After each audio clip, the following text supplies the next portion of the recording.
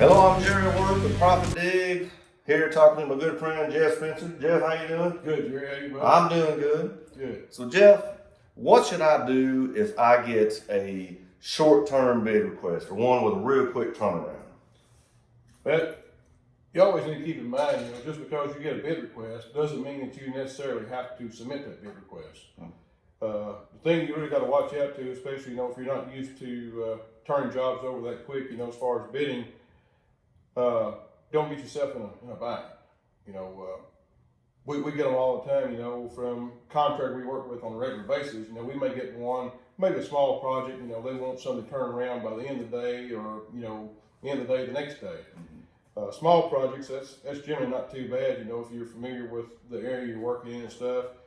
But, make sure you have ample time, to prepare a project, research that project to make sure that you've got your, what resources you got to have, as far as manpower, equipment, permits, fees, whatever it may be.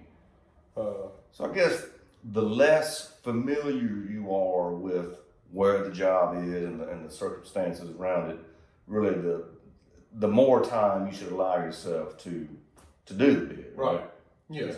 And if you got a lot of excavation work and stuff in there, you're going to need a good amount of time to put this together. If it's got a lot of excavation in there, because you can't just take off a job and figure out your quantities, and find dumps and places or other job sites you may be able to use material on or borrow material from to do this project.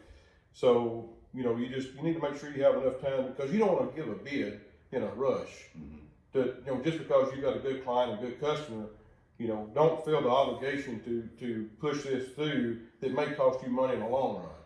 So my advice would be, if you don't think that you have enough time to do this, don't be afraid to send out a nice email, say, hey, I appreciate this invite, but I just don't feel I have enough time to prepare the proper bid for my company or your company. I appreciate the invitation, but give me a shot on the next one. So if you don't feel comfortable with it, you're better off passing than risking underbidding the job. Yes. That's the last thing you want to do, is get in a situation where you're